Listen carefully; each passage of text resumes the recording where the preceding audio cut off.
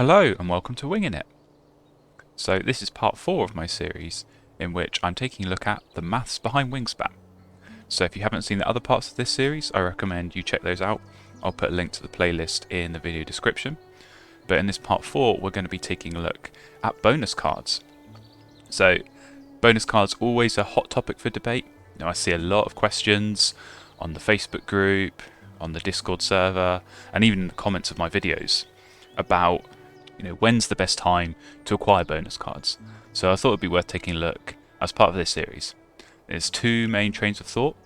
Do you go for bonus cards early so that you have more time to work towards achieving these, or do you prioritize building up your engine first and go for those bonus cards later in the game? So just to set the scene for some of the newer players here, at the start of the game you'll get a choice from two bonus cards. You get to keep one and discard the other. And this is kind of like a little personal goal that you're working towards to try and score a few extra points throughout the game. You can also get additional bonus cards during the game through playing certain birds. So in the base game, you again will get a choice from two, keeping one and discarding the other. There's a few different kinds in some of the expansions which might let you see just one bonus card, or maybe you get to see more than two. But for this video, I'm just going to focus on the base game mechanics and take a look at the bonus cards that we have in the base game, and maybe I'll look at the expansions in another video. So some of you might have seen the bonus card tier list video that I put together with Tuck and Cash.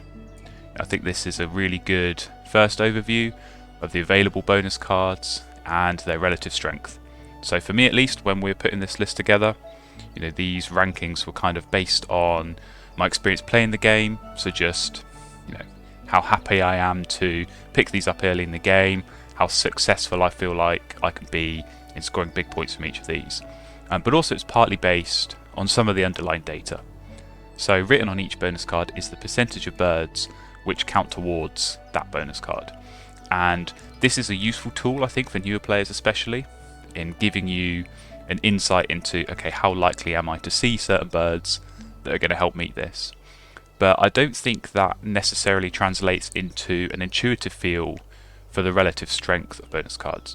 For some bonus cards, maybe you're more likely to see birds that count towards it, but if you need to play more and you're not going to score as many points, that might end up making it actually a weaker bonus card, even though the percentage on it makes it look stronger. So this is really where I think the maths comes into play. So we can take a look behind the scenes at the probabilities involved and hopefully gain an understanding of how many points we can expect from each of these bonus cards.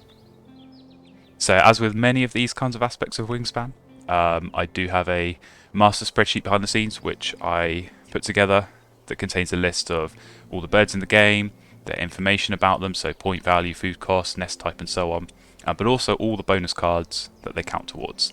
So I'm not going to go through all of that here because I think that would not be the most entertaining video to watch. But as with some of the other parts of this series, I'm going to talk a bit about the inputs that have gone into this spreadsheet, and then we can take a look at some of the key outputs that come from it. So for me at least, there's kind of 4 important metrics that I want to be looking at when I'm assessing a bonus card's value. So how many birds can I expect to play that's going to meet each bonus card?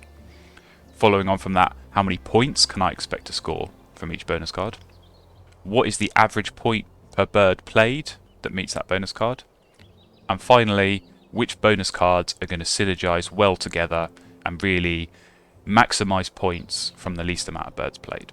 So when we're taking a look at the relative strength of each bonus card, we know there's going to be some probabilities at play. So just from these kind of key metrics, we're looking at expectations, we're looking at chances of certain birds being played.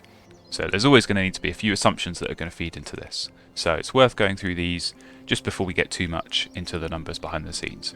So our first assumption is going to be that all birds have an equal chance of being played. So like I said, there's going to be probabilities at play here. We're going to need to look at different situations of different kinds of birds being played that are going to meet certain kinds of bonus cards. So just for simplicity, although it doesn't quite reflect true Wingspan play, obviously some birds in reality are going to be played more often than others, but here we're going to assume that all birds are going to be equally likely to be played. So our next assumption is that the number of played cards is going to be normally distributed, with an average of 10.75 and a standard deviation of 1.1. So this is based like many things, off the Premier League data that we have available from the Wingspan Tournaments Discord. So this is based on a sample of over 200 games played, where we took a look at how many birds were played by each player. And if you overlay a normal distribution curve with the same mean and standard deviation, it looks like this. So a bit hand wavy, but hopefully that's enough to satisfy you that, you know, using this mean and standard deviation is going to give a relatively fair representation of how many birds are going to be played in each scenario. The next point to make is that the ecologist, oologist and visionary leader are not going to be included in this analysis. So the main reason for that is just that, you know, these don't necessarily depend on the types of birds you play. Obviously, ecologist, you're scoring based on how many columns you filled. Oologist is just about how many birds have eggs on them, and visionary leader is about how many cards you've got in your hand. So which birds you play during the game are not going to affect the scores for these cards. And lastly, whenever we talk about the breeding manager, I'm going to assume that all birds are going to be filled completely with eggs. So the breeding manager, for those of you who don't know, you score 1 point for each bird which has at least 4 eggs on it. So again, as with all the other bonus cards, this is going to have a percentage written on it, but that just tells you the percentage of birds that have capacity for those eggs. You have to fill them first with eggs to score the points. But just for simplicity here, we're going to assume that those are always filled with eggs. So now that we've got those assumptions sorted, we can take a look at those key metrics I was talking about before. So we'll slowly build up a table here that's going to take into account each of these metrics, and we'll talk through them one by one. So the first of these is, how many birds can I expect to play that meets each bonus card? So as mentioned before, all these numbers are going to be based on probabilities of playing certain types of cards. So feeding into this is going to be that average of 10.75. So we know that we're going to be playing about 10 or 11 cards. And then just looking at, okay, for each of these cards played, how likely is it to meet each of these bonus cards versus not meeting it? And then averaging out over all possible number of cards played is going to give us an expected value here. So for the first metric, we get values that look like this. And just for ease of viewing, we'll sort that with the biggest numbers at the top. And so probably unsurprisingly, you'll see bonus cards like the bird feeder and the backyard birder. You know, we know from these bonus cards that they have a very high number of cards in the deck that meet these bonus cards. So it's not too surprising that you would expect to play more cards that meet these bonus cards. And likewise at the bottom, you know, bonus cards like the food expert and the historian, we know from the cards that there aren't a whole lot of birds that meet this bonus card, so you might not be expecting to play too many of these. Moving on to the next key metric, which is how many points can I expect to score from this? So this is going to use the same probability data feeding into it as the expected cards, but instead of just looking at how many cards, we are then going to turn that into how many points would I score from that bonus card in each scenario, and then average that out across all scenarios. So again, we can sort with the largest numbers at the top, and you'll see it's almost a complete opposite to the expected number of cards. So you know, now at the top we've got bonus cards like Omnivore Specialist, Bird Counter. You know, you're not going to expect to play a whole lot of birds that meet these bonus cards, but because you score 2 points each time, you're going to expect a lot of points from those bonus cards.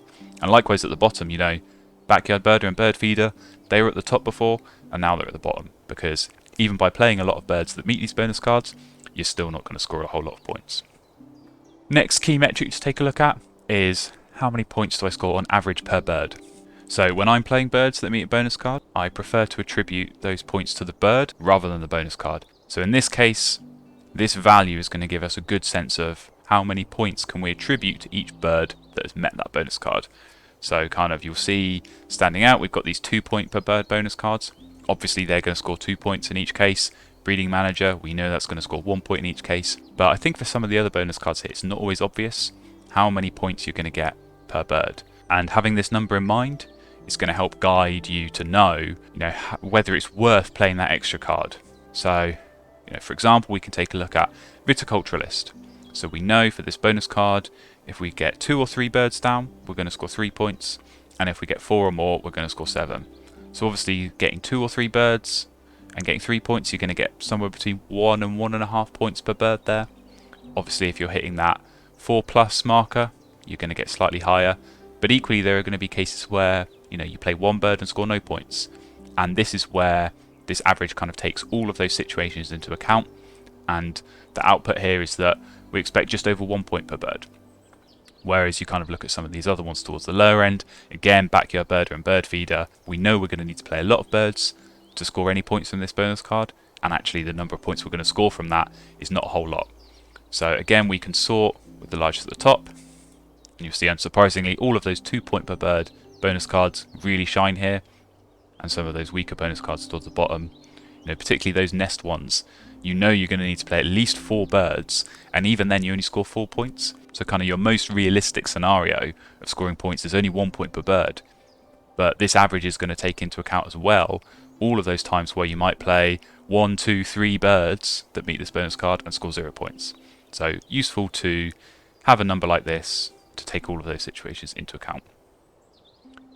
Next thing we can take a look at is what the average victory point value of each bird that meets each of these bonus cards is.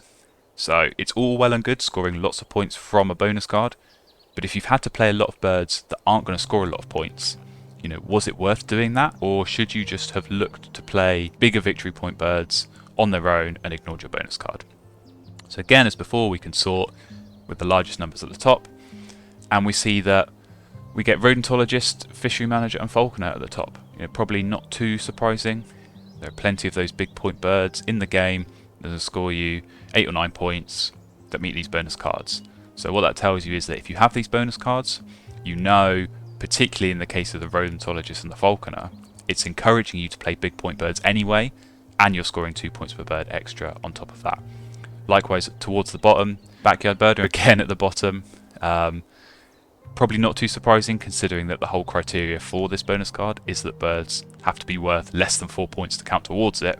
So, you know, having an average around 2 is not too surprising. But you see as well Bird Counter and Food Web Expert down there. You know, you get 2 points per bird, but most of them are low point birds. Now, this tends to be because they do have stronger powers, and this is something you can't really take into account when just looking at victory point values like this, but it is useful to have in mind when reviewing data like this. The last useful thing I think to take a look at is essentially just a sum of these last 2 columns. So this is going to give us an idea of how many points we're scoring per bird that is going to meet each of these bonus cards, and that's made up of the average victory points of the bird itself plus the average points per bird we're going to score from that bonus card. So again, sorting with the largest at the top, this is going to give us our first kind of key ranking for bonus cards. So probably not too surprising if you've seen the tier list or had experience playing the game and have a feel for your favourite bonus cards. Rodentologist, Falconer, Omnivore Specialist, not too surprising to see those at the top, somewhere between 6.5, 7.5 points in total. And again at the bottom, Backyard Birder, Bird Feeder, Passerine Specialist, you know, these are not great bonus cards. So to see them at the bottom of a list like this kind of gives you some reassurance that this list somewhat reflects what the true rankings are like. So the next thing I want to take a look at in this video is bonus card pairings. So, you know, if you've started with a certain kind of bonus card, which other bonus cards might you want to be looking at to pair with that existing bonus card? You know, if you can get 2 bonus cards that synergize really well together, you can minimize the number of birds you need to play to meet both of these bonus cards, and therefore maximize the number of points you're scoring per bird that you're playing. So to take a look at this, I have a big scary table which essentially is showing you for each bonus card in each row what the percentage of birds that meet that bonus card also meet the bonus cards in each column. So just looking at that top row, for example, we can see that if we have a bird that meets the anatomist, it has a 43% chance of meeting Backyard Birder, 19% chance of meeting Bird Counter, and so on. So the higher the number here, the stronger the synergy between the 2 bonus cards, and the lower the number, the lower the synergy. So in each row, it is color gradiented, where the green numbers are higher and the red numbers are lower, and then we've also got the top 3 numbers are highlighted in gold, silver and bronze. So that is going to give you a good idea of how closely certain bonus cards synergize. What we can also do is take these percentages and combine them with the average points per bird we saw in the previous table. This is then going to give us an idea of, okay, if I'm playing a bird that meets a bonus card on the left, how many points on average is it going to score for each of the bonus cards along the top? So simply combining those two numbers, we get another table that looks like this. And again, with similar color coding, you get an idea of which bonus cards are really going to work well together. Now again, as with some of the other parts in this series, this is a lot of information to take in. So in order to make it actually useful and manageable, I think it's best to kind of take the key outputs from this and look at them separately. So in each case, for each bonus card, I'm going to filter off to just take the top 3 bonus cards for pairing well in each case. So that's going to give you a good idea of, no matter what bonus cards you have at the start, you can see which bonus cards you should be looking to pick up later in the game that pair well. So filtering those off, we get a table that looks like this. And so as I said, for each bonus card you can see there the first, second and third bonus cards you should be looking for. Now probably not too surprising that you see Falconer Rodentologist kind of leading the way here. I think probably just anecdotally from playing the game, you'll get an idea that there are a lot of birds that meet both of these bonus cards. So if you compare both of these together, suddenly some of these hunting birds that you play, you're going to be getting an additional 4 points from that, 2 for each bonus card. So that's a really strong combination. Equally, something like Wetland Scientist, Fishery Manager, we know that's a strong pair. A lot of wetland only birds are also going to eat fish, so that's a good pairing to have as well. Another useful thing to look at is which bonus cards crop up as a good pairing more often than others. And you'll see, just looking at the first couple of columns at least, how frequently Omnivore Specialist comes up. So we know that's a really strong bonus card. It came out high in the previous ranking that we saw, and 2 points per bird is always really strong. But this gives you a really good idea that actually it pairs well with quite a lot of these bonus cards. So it's a very safe and strong second bonus card to be picking up, because you know that more often than not it's going to pair really well with whatever bonus card you already started with. Now from this as well, what we can do is for each bonus card take an average of the values for each pairing of bonus cards. This is going to give you an idea of, okay, if this is my first bonus card, how many points on average am I going to get from that second bonus card? And we can combine that with the previous data and sort with the largest numbers at the top. So you see, unsurprisingly, as we were just taking a look at, Omnivore Specialist, one of the strongest second bonus cards to pair. And you'll also see Breeding Manager up there as well. I think that might surprise a few people. It's quite often seen as a really weak bonus card. And sure, that first column is one of the lower numbers, but it's a very flexible bonus card. You know that there's a lot of birds that are going to have those 4 egg spaces, and they are relatively well distributed across all the other bonus cards. So being able to pick that up as a future bonus card, it's going to pair well. Equally at the bottom, probably not surprisingly again, Bird Feeder, Backyard Birder, Passerine Specialist, very, very weak bonus cards, and ones that, according to this, don't pair particularly well with any of the other bonus cards either. So the final thing I want to take a look at before I end the video is a little bit about bonus card strategy. So I said at the start of the video, there's 2 real trains of thought here. Do I play bonus cards early and give myself more time to work towards them?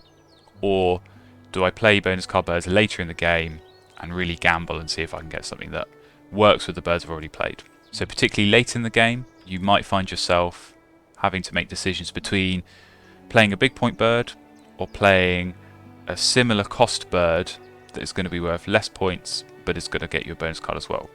So really in each habitat, I think there's a good example for this. So in the forest, you might be choosing between the Bell's Vireo and the Blue-winged Warbler. Both going to cost you 2 worms. That Vireo is only going to get 4 points versus the Warbler's 8. So you're going to be needing to score at least 4 points from that bonus card to make it worth playing over the Warbler. Similarly in the grasslands, we can be comparing the Prairie Chicken with the Woodcock. Again, we've got a 4-point difference here. Are you going to score 4 points from that bonus card? These are the kind of questions you need to be asking yourself. Finally, in the wetlands, we've got the Woodstock versus the Black Crown Night Heron. Again, in this case, only 3 points, but this is the kind of margin you're looking for. If I'm going to be playing these bonus card birds late in the game, I need to be scoring at least 3 or 4 points from them. Otherwise, I should be looking to play these other big point birds instead and taking the safe points rather than gambling on a bonus card. Now, when you're trying to assess how likely you are to score points from a bonus card, there's kind of 2 key sources of data for this. So the first as is often the case, is the Premier League data that we have from the tournaments Discord. So from looking at over 200 games worth of data, we know that on average, players score 4.5 points per bonus card. Now, the obvious caveat to this is that this is going to include bonus cards that players will have been working towards all throughout the game. And you know that you're going to be able to score more points from a bonus card you saw early in the game versus later in the game, because you've had more time to try and play birds that meet that. You know, if you're gaining a bonus card really late in the game in that final round, you're not giving yourself much time to work towards it, and you are kind of gambling to see, is it going to meet the birds that I've already played throughout the game. Second bit of data we can take a look at is what we've already seen in this video. So again, this table of the expected points per bonus card for each of the bonus cards in the base game of Wingspan. And taking an average of all of these values, we get about 2.5. So this is going to give you an idea of, okay, assuming random play and all birds are equally likely to have been played, if I pick up a bonus card at the end of the game, on average it's going to be worth 2.5 points. Now obviously, as per the assumptions that we went through at the start of the video, this isn't going to include cards like Ecologist and Oologist that we know to be very strong bonus cards. So in reality, this average might be slightly higher than 2.5, but certainly it's going to be lower than the average of 4.5 that we see in the Premier League. So what that really tells you is that you're certainly going to expect less points from your bonus cards if you're picking them up late in the game, compared to ones that you've picked up early and have had all game to work towards. So what we can really take out from this is that difference between a bonus card early and late. It's probably about 2 points. It might be somewhere between 1 and 3 points, but I think 2 points is a good average to kind of look at. And for me, that's not really enough of a difference to make it worth going for bonus cards early. If I prioritise those strong engine building birds early in the game, I would feel confident in making up that 2 point difference throughout the course of the game. Now, this average value for picking up bonus cards late in the game is going to be useful when we have to try and compare again with these examples we looked at before. Do you go for that bonus card, or do you take the safe points on the big point bird? And in all of these cases, again, it's about 3 or 4 points difference, as we saw before. So if we're only going to average 2.5, 3 points per bonus card late on, it might not be worth going for the bonus card. It might instead be better off taking the safe play and getting the points on the big point bird. Really though, as with lots of things in Wingspan, it's all going to be situational. If I'm playing one of these bonus card birds late in the game, I'm going to be looking at my board and trying to work out which big point bonus cards am I going to meet. So I'm going to be looking at star nests, I'm going to be looking at nest types, I'm going to be looking at which habitats are filled up. Am I going to be able to meet the forester bonus card, for example? I look at food costs. How many omnivore birds have I got? How many rodent birds have I got?